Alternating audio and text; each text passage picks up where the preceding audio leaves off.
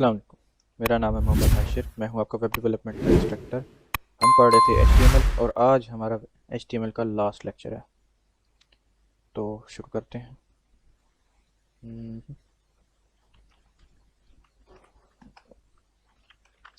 Class seventh. Okay, open with code. And यहाँ पर सबसे पहले index.html। ओके, सबसे पहले मैं आपको कुछ बताना चाहता हूँ कि एक वेबसाइट है W3 Schools, w3school.com। काफ़ी अच्छी वेबसाइट है। इसमें अगर आपको HTML वगैरह पढ़नी है तो काफ़ी इजी वर्डिंग में मिल जाती है, जैसे लर्न HTML। तो यहाँ पे सब कुछ पढ़ा सकते हैं। मैं आप लोगों को यहीं से काफ़ी कुछ पढ़ा रहा हूँ, ठीक है। बेसिक्स हैं, हेडिंग्स, टैग्स वगैरह, ठीक है। हर एक चीज़ की डॉक्यूमेंटेशन प्रॉपर मौजूद है यहाँ पर, ठीक है। तो अगर आपको कॉन्सेप्ट्स 100% में क्लियर करने हैं तो आप यहाँ पे पढ़ सकते हैं। साथ ही साथ एक और है mobile application Android, learn HTML, ठीक है, कोड लाइब्रेरी। ये प्ले स्टोर पे आपको ये अवेलेबल होगी, ये वाली एप्लीकेशन है। इसका ये फ़ायदा है कि अगर आप इसके सारे HTML के टॉपिक्स को क्लियर करते हैं, ठीक है, तो आपको 100% कंप्लीशन पर आपको सर्टिफिकेट भी दिया जाता है इनकी तरफ से, जिसको आप अपने सर्कल में शेयर करके बता सकते हैं कि मैंने HTML कंप्लीट कर लिया। साथ ही साथ में इसके अंदर इसका अपना ही कोड एडिटर वगैरह भी है, जिसमें आप कोड की प्रैक्टिस भी कर सकते हैं अगर आप मोबाइल में करना चाहते हैं तो इसके बाद हम शुरू करते हैं। ओके, आज का हमारा टॉपिक है HTML div element. HTML div element एक ब्लॉक लेवल एलिमेंट है, ठीक है, और ये एक कंटेनर है, ठीक है। इसके अंदर आप अलग अलग HTML के और एलिमेंट्स रख सकते हैं, ठीक है। ब्लॉक लेवल है, इसका मतलब है कि ये सारी की सारी जो अवेलेबल विड्थ होगी, ठीक है, उसे ये अपने कब्जे में कर लेगा, ठीक है। और अगर ये किसी की चीज़ के दौरान, किसी भी टेक्स्ट के दौरान अगर इसको इस्तेमाल किया गया है तो ये नेक्स्ट लाइन पर आ जाता है, ठीक है। को ट्राई भी कर लेते हैं एक बार। यहाँ पर अगर मैं लोरम कोई 7 लिख लेता हूँ, थोड़े से बहुत लफ्ज़, ठीक है। और ये वाला हिस्सा जो है इसको मैं डिव के अंदर लिख लेता हूँ।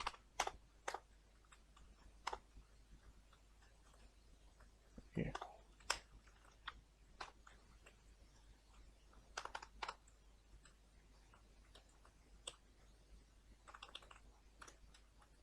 अगर मैंने इसको ऐसे भी लिख लिया है ना, ठीक है, तो यहाँ पर ये सुकून से आ रहा है, लेकिन यहाँ पे फिर बीच में डिव एलिमेंट आ रहा है, ठीक है। तो इसको हम रन करते हैं यहाँ पे। ओके, यहाँ पर ये पहले ये लोरेम इप्सम आ रहा है, ठीक है। इसके बाद हमने ये वो दो लफ्ज़ हैं जो कि हमने डिव के अंदर रख दिए थे, ठीक है। तो ये अब क्या कर रहा है कि ये फुल 100% विथ ले रहा है, बाकी के ये उतनी ही जगह ले रहे हैं जो उसके कंटेंट के अकॉर्डिंग है, ठीक है। तो ये लाइन वहाँ पे ब्रेक हो गई है, ठीक है। तो ये हमने तो डेवलपमेंट, हम इसका यूज़ कहाँ करते हैं, ये काफ़ी सारी जगहों पे यूज़ होता है कि अगर आपने कोड को मैनेजेबल रखना है, जैसे कि डिव के अंदर, मतलब पहले मैंने आपको बता दिया कि ये इसका हेडर सेक्शन है, ठीक है ना। तो इसके अंदर आके मैं सारा वो जितना हेडर सेक्शन की फाइल्स हैं, ठीक है, ठीक है, ये हेडर सेक्शन का जितना भी मामलात हैं वो यहाँ पे मैं देख सकता हूँ, ठीक है। हेडर कंटेंट यहाँ पे आ जाएगा ऐसे, ठीक है। तो इसके बाद बाकी आ जाते हैं, और मतलब इसमें डिव के अंदर यहाँ पे जितना भी कोड वगैरह है हम इसके अंदर लिख सकते हैं, ठीक है। कोड मैनेजेबल रहता है, इसको फिर आसानी से इन फ्यूचर हम गेट भी कर सकते हैं, और कोई भी इस पर ऑपरेशन परफॉर्म करना हो तो वो भी कर सकते हैं। इसके बाद HTML में क्लासेस क्या होती हैं, ठीक है। हर एक एलिमेंट के अंदर, हर एक टैग का अपना एक, हर एक के अपने अपने एट्रीब्यूट्स होते हैं। तो एक होता है क्लास, ठीक है, फिर आईडी भी आ जाता है, ठीक है। आईडी में इसको आप लोग, वो आईडी एक यूनिक कीवर्ड आप इसको देते हैं, ठीक है। कोई कुछ भी यूनिक जो किसी और आपने एलिमेंट को नहीं देना, ठीक है। और क्लास आप मुख्तलिफ एलिमेंट्स को दे सकते हैं, एक ही क्लास दे सकते हैं, ठीक है ना। जैसे कि अब यहाँ पर आईडी में, ठीक है, आईडी की एग्जांपल बिल्कुल ऐसी है जैसे कि आपके स्कूल कॉलेजेस में या यूनिवर्सिटी में आपके रोल नंबर होते हैं, वो अकेला आपका ही रोल नंबर होता है, आपके अलावा किसी और का नहीं होता, ठीक है। ये यूनिक आईडी होती है। जैसे कि अगर एक क्लास में रोल नंबर है 1, ठीक है, तो 1 किसी और का नहीं होगा, 2, 3 इस तरह चलते आ रहे हैं, सो ऑन, ठीक है। लेकिन क्लास का, क्लास इस तरह हो सकता है कि एक ही क्लास में, जैसे कि 9th क्लास में 40 स्टूडेंट्स हैं, ठीक है। तो ये इस तरह हो सकता है, हर एक की क्लास तो 9th है ही सही, ठीक है, हर एक की क्लास तो 9th है, उसमें कोई मसला नहीं है, ठीक है ना। साथ ही साथ में हम एलिमेंट्स को मल्टीपल क्लासेस भी दे सकते हैं, ठीक है। जैसे कि कह सकते हैं कि इनमें से ज़्यादा जो स्टूडेंट्स हैं कुछ इनमें से फुटबॉल प्लेयर्स भी हो सकते हैं, ठीक है ना। फुटबॉल के प्लेयर्स हो गए, ठीक है। ठीक है, इसको भी फुटबॉल में। तो हम इनका मकसद क्या है ये सारी चीज़ें लिखने का, कि इसका साफ और साफ यही मतलब है कि क्लासेस मल्टीपल आप दे सकते हैं, आईडी एक देते हैं। क्लासेस जो मल्टीपल आप दे सकते हैं, आप एक ही क्लास मल्टीपल एलिमेंट्स को दे सकते हैं, ठीक है ना। आईडी सिर्फ एक ही बार दी जाती है और एक ही एलिमेंट को दी जाती है, वो यूनिक एलिमेंट होता है, ठीक है। तो इसमें कुछ भी, इसमें बहुत सारी क्लासेस वगैरह दी जा सकती हैं। फिलहाल हमारा ये टॉपिक नहीं है, ठीक है। यहाँ पर इन्होंने सीएसएस के थ्रू समझाने की कोशिश किया, हमारा चूँकि ये टॉपिक नहीं है सीएसएस, हम इसे तरतीब से ही करेंगे, ठीक है। तो अब यहाँ पर इन्होंने एक एग्जांपल दी हुई है कि डिव, ठीक है, इसमें क्लास दी हुई है सिटी, ठीक है ना। तो इन्होंने इसको सिटी को फिर सेलेक्ट किया हुआ है, हम इसको ट्राई फॉर योर सेल्फ कर लेते हैं। ओके, यहाँ पे इन्होंने देखें ये एक ही सिटी क्लास को इन्होंने सेलेक्ट करके, ठीक है, ये तीन जो इन्होंने एलिमेंट दिए हुए हैं वो यहाँ पर वो सेम स्टाइलिंग उसको अप्लाई हुई है, ठीक है। इसको मैं अगर एक को हटा भी देता हूँ, यहाँ पे दोबारा रन करते हैं, वो गायब हो गया, ठीक है। अगर इसको मैं सिटी का मैं इसको चेंज कर देता हूँ तो ये कोई नॉर्मल टेक्स्ट ही नज़र आएगा। तो फिलहाल ये स्टाइलिंग हमारा फिलहाल का टॉपिक नहीं है, आईडी भी हमने देख ली है, ठीक है। इसके बाद टॉपिक आ जाता है हमारा HTML बटन्स। ओके, तो बटन जो हैं वो इनलाइन एलिमेंट्स होते हैं। बटन, बटन, तो यहाँ पे देखते हैं ये क्लिक मी, एक नॉर्मल सिंपल सा बटन आ चुका है, ठीक है। और इसके बाद हमारे पास आई फ्रेम्स आ जाते हैं। आई फ्रेम एक मज़े की चीज़ है, आई फ्रेम के थ्रू आप अपनी वेबसाइट में किसी और वेबसाइट का कंटेंट शो करा सकते हैं। इसका सिंटैक्स देख लें, आई फ्रेम, ठीक है। इसके अंदर एक रिक्वायर्ड इसका है एट्रीब्यूट है जो इसका सोर्स है, और फिर टाइटल भी, ठीक है। इसको कैसे वर्क करता है चलो देखते हैं।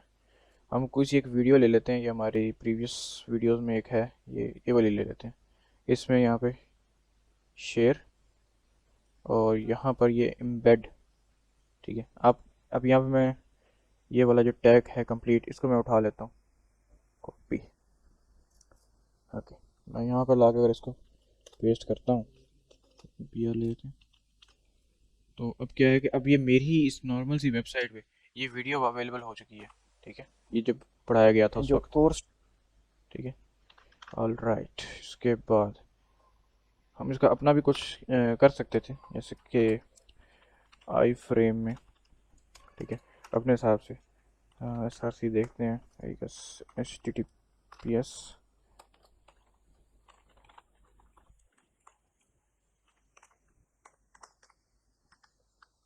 तो गूगल अप्लाई खुद को, Google has refuse to connect, ठीक है, क्योंकि गूगल अलाउ नहीं करता किसी अपना ही कंटेंट किसी और वेबसाइट पे शो करने का, ठीक है। इसी तरह हम और वेबसाइट भी ट्राई कर सकते हैं।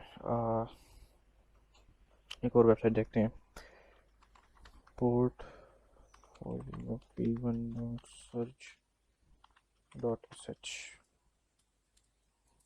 पोर्टफोलियो, ये भी नहीं, हमें कनेक्ट नहीं हो पा रही।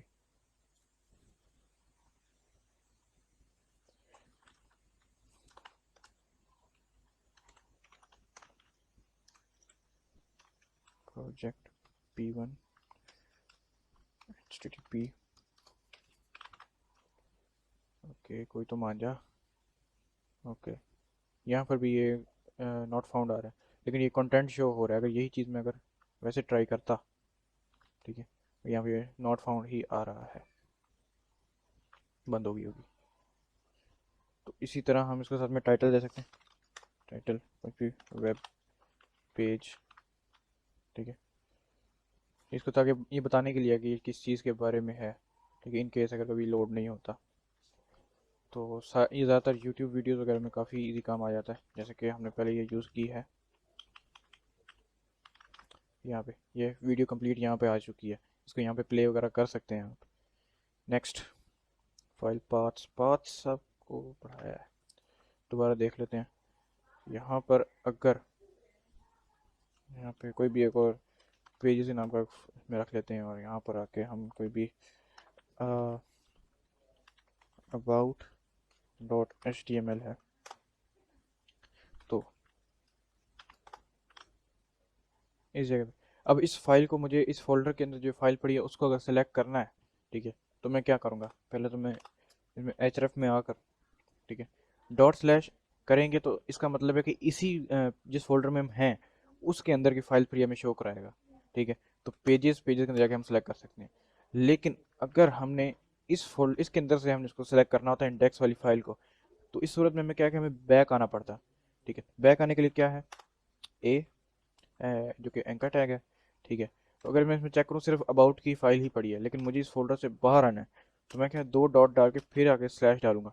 तो अब मैं उस फोल्डर से बाहर आके उस पिछले फोल्डर के सारे कंटेंट्स को देख रहा हूँ, ठीक है। इसमें क्या बता रहा है कि पिछले फोल्डर के अंदर index dot H T M L पड़ी है और साथ में ये पेजेस का फोल्डर पड़ा हुआ है, ठीक है।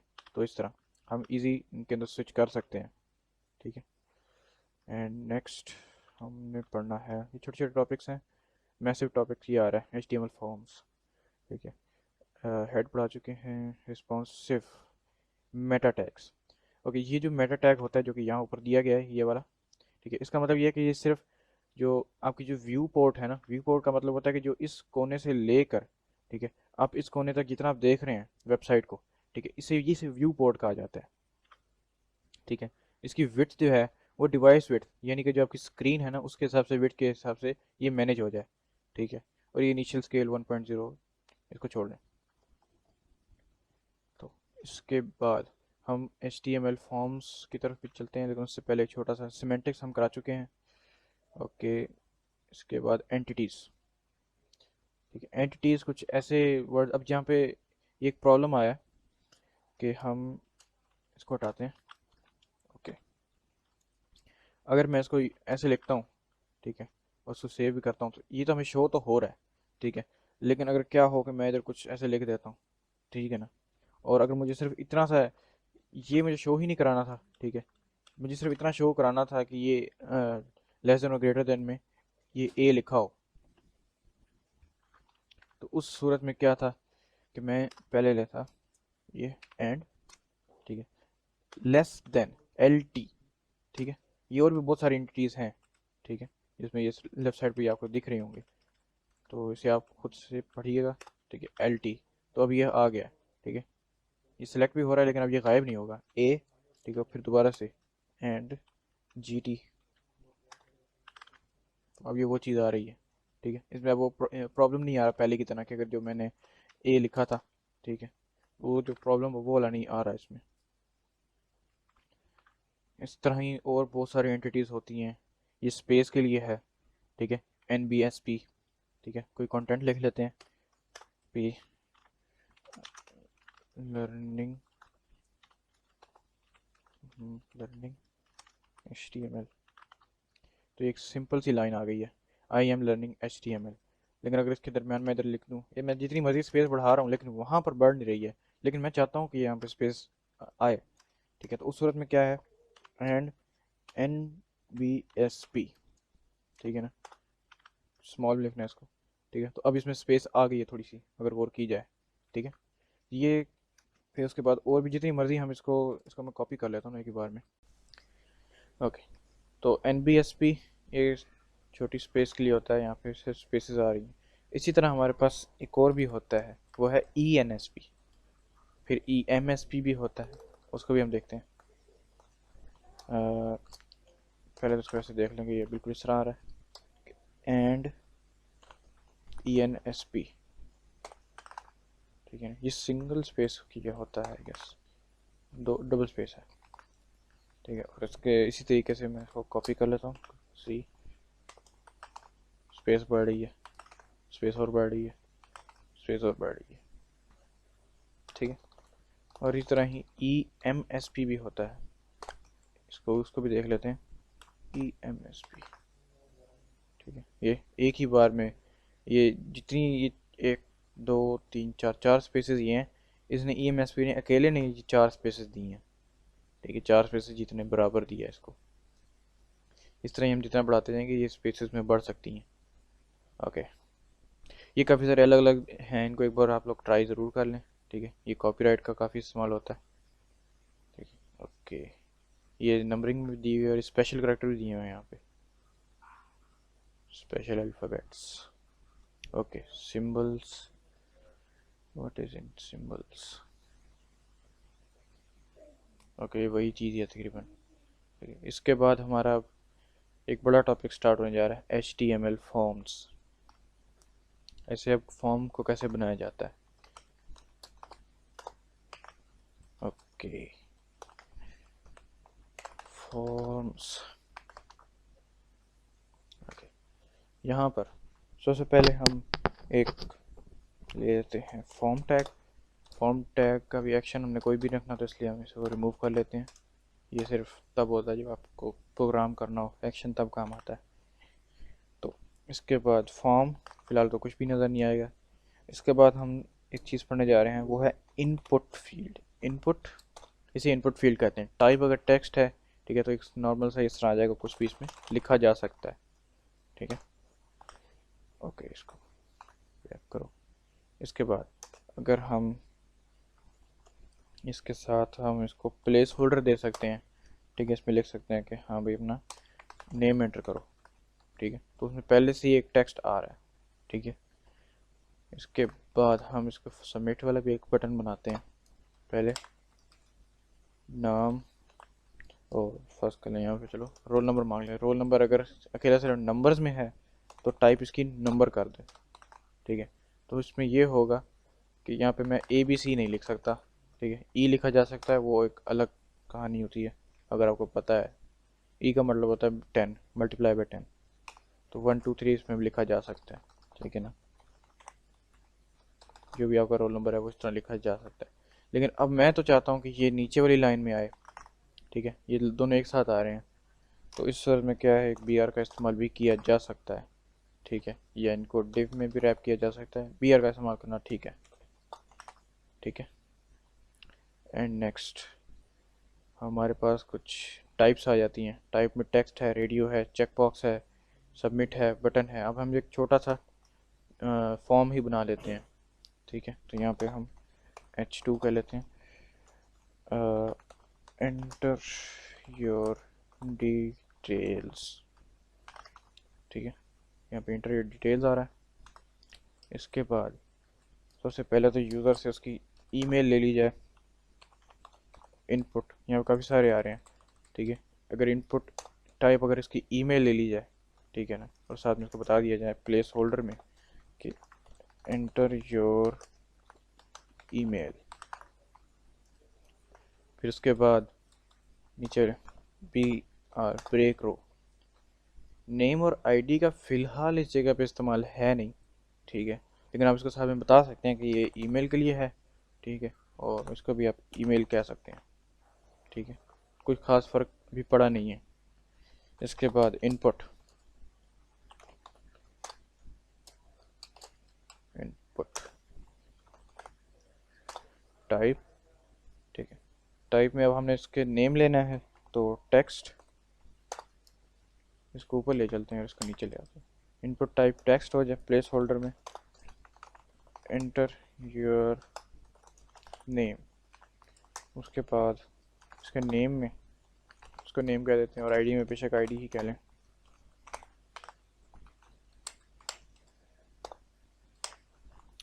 ब्रेक रो, यहाँ पर यूज़र से हम उसका रोल नंबर मांगना चाहते हैं या फ़ोन नंबर मांगना चाहते हैं। ठीक है, तो उसके टाइप हम क्या देंगे, नंबर। ठीक है, और उसके बाद प्लेस होल्डर में उसको बताया जाएगा कि आपने क्या एंटर करना है, एंटर योर फ़ोन नंबर। ठीक है, तो अब यहाँ पे एंटर योर फ़ोन नंबर आ रहा है। ठीक है, तो यहाँ पे हम कुछ भी नंबर वगैरह लिख सकते हैं, जो भी आपका हो। ठीक है, 0312 जो भी इस तरह आगे चल के जा रहा है, जितना भी लंबा है उस हिसाब से लिखा जा सकता है। तो इसके बाद हमारे पास क्या आ जाता है, BR। यहाँ पे हम यूज़र से अब क्या लेना चाहते हैं, पासवर्ड। कोई इसको पासवर्ड अगर उसके पास है तो पासवर्ड टाइप, उसको पासवर्ड दे देंगे। टाइप पासवर्ड देने से क्या होगा, कि जो भी एंटर करेंगे वो पासवर्ड फॉर्मेट में आएगा, ये डॉट डॉट। ठीक है, इसके बाद place holder enter a strong password. ठीक है, एंटर अ स्ट्रॉन्ग पासवर्ड आ गया। इसके बाद BR, इसके बाद हम कह सकते हैं इनपुट। ठीक है ना, इसके बाद कहते हैं आई एक्सेप्ट। ए के अंदर हम लिख सकते हैं, इसको हम खाली रखते हैं फिलहाल तो, क्योंकि हमारे पास कोई पेज है नहीं। Terms and conditions of your website, ऐसे कह लिया। तो क्या आई एक्सेप्ट, सिर्फ अगर इनपुट अभी टेक्स्ट है, लेकिन अगर इसको मैं चेक बॉक्स कर देता हूँ, ठीक है, तो ये कुछ ऐसा दिखेगा। ठीक है, इसको चेक बॉक्स की तरह इसको यूज़ किया जा सकता है। नेक्स्ट हम एक और चीज़ भी करना चाहेंगे, और वो होगी यहाँ पर एक और इनपुट फील्ड ली जाती है जिसमें जेंडर रिक्वायर्ड है। अगर फर्स्ट कर लें, अगर यहाँ पे एक और इनपुट फील्ड ली जाती है जिसमें अगर फर्स्ट कर लें, अगर जेंडर रिक्वायर्ड है ना, कि जेंडर या तो मेल होता है या फीमेल होता है। ठीक है, तो टाइप में हम रेडियो कह देते हैं। ठीक है, क्योंकि रेडियो का सिर्फ एक ही मोड एक वक्त में ऑन होता है। ठीक है, तो ये उस तरह ही रेडियो टाइप की भी हमारे पास इनपुट फील्ड आ जाती है। इसमें हम क्या नेम, यहाँ पर ज़रूरत पड़ेगी नेम की। नेम में क्या है, हम इसको जेंडर बता देंगे। ठीक है, ये जेंडर है। इसके बाद इसको आईडी दे देते हैं, मेल कह लेते हैं, मेल। ठीक है, और यहाँ पे फीमेल, यहाँ पे आगे लिख भी देते हैं male, BR tag female.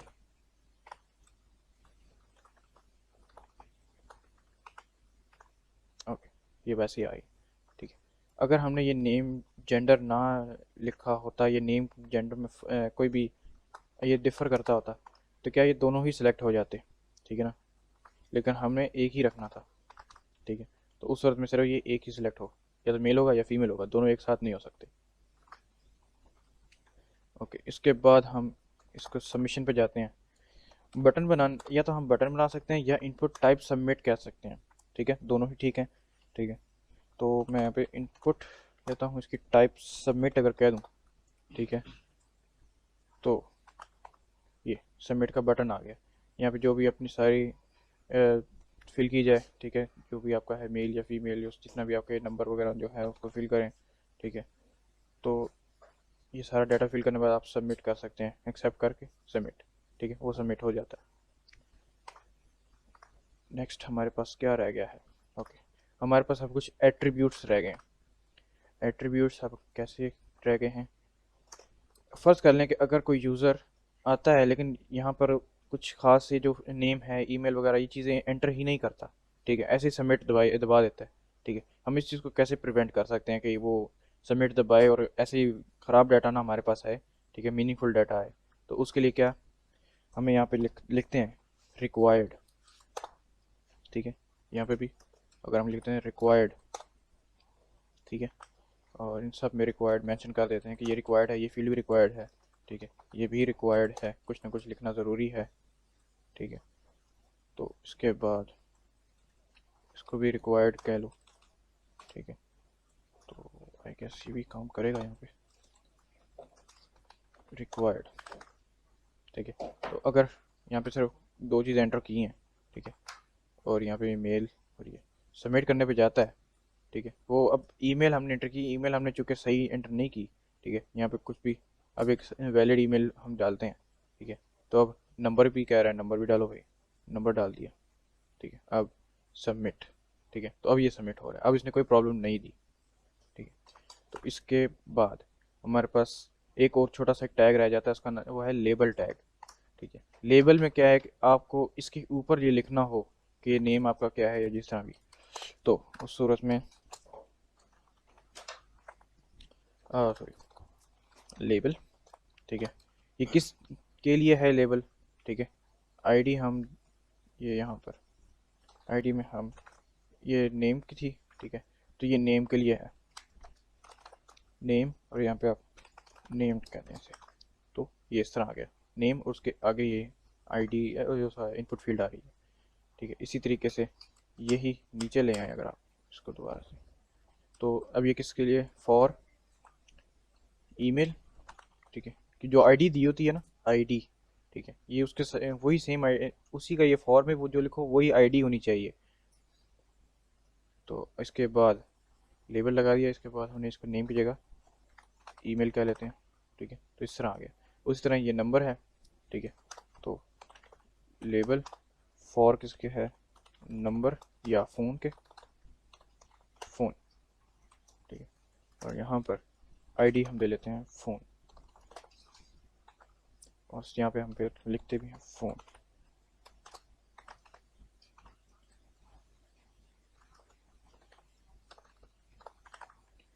Okay, इसके बाद यहाँ पे पासवर्ड है, पासवर्ड में भी हम यही फॉर पासवर्ड, और यहाँ पर भी पासवर्ड। ठीक है, तो इस तरह आ गया। अब यहाँ पर नीचे लेबल फॉर जेंडर। ठीक है,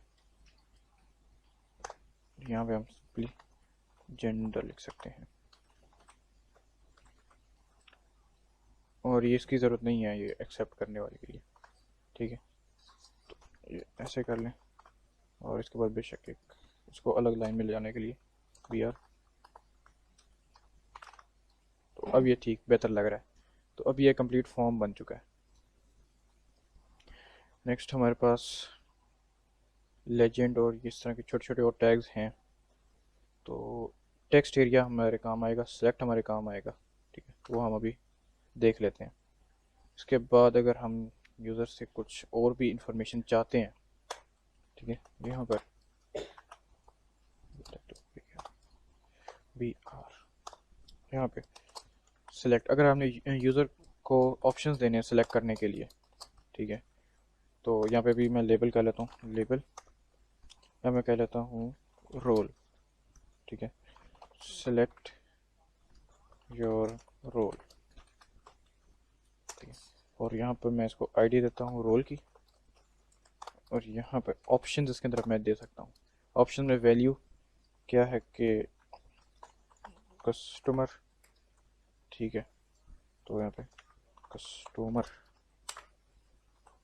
फैक्टोरी कह लेता हूँ, यहाँ पे भी फैक्टरी।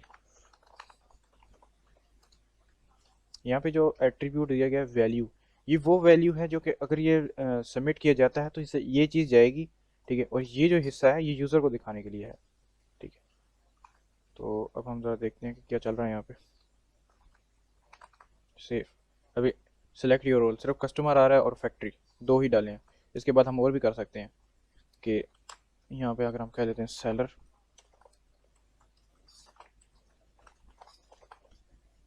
अगर आप चाहते हैं कि पहले से सिलेक्टेड ना हो कोई, उसके लिए पहले से एक और आप बना लें छोटा सा ऑप्शन। ठीक है, यहाँ पे कह लें सेलेक्ट एनी वन ऑप्शन। ठीक है, तो इस तरह आ जाएगा सेलेक्ट एनी वन ऑप्शन, तो उसको ऐसे सेलेक्ट किया जा सकता है। ओके, फील्ड सेट अगर हमने यहाँ पे यूज़ किया होता, ठीक है, फील्ड सेट। ओके, ये जो इसको टोटली मैं यहाँ पे ले आता हूँ इसको। ओके, तो अब यहाँ पे देखें इसके इर्द गिर्द बॉर्डर आ गया हुआ एक। ठीक है, इस बॉर्डर के अंदर अगर मैं कुछ यहाँ पे लिखना चाहता हूँ ना यहाँ पर करके, ठीक है, तो उसके लिए यहाँ पे टैग यूज़ होता है legend.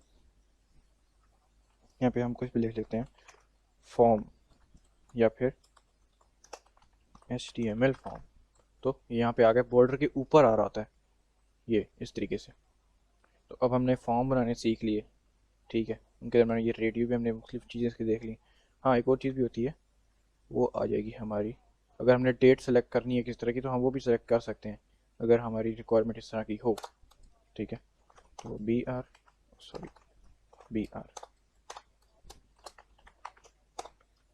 Label time for time. ठीक है, या फिर DOB date of birth, DOB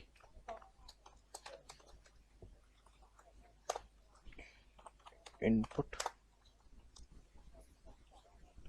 इसके बाद टाइप इसकी टाइम कर लो, अगर या एक और बेहतर तरीका है डेट टाइम, डेट कर लो, ठीक है।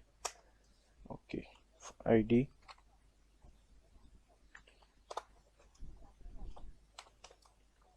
IDDOB, ठीक है। तो अब हम यहाँ पे अपनी डेट ऑफ बर्थ सेलेक्ट कर सकते हैं अपने हिसाब से जो भी है।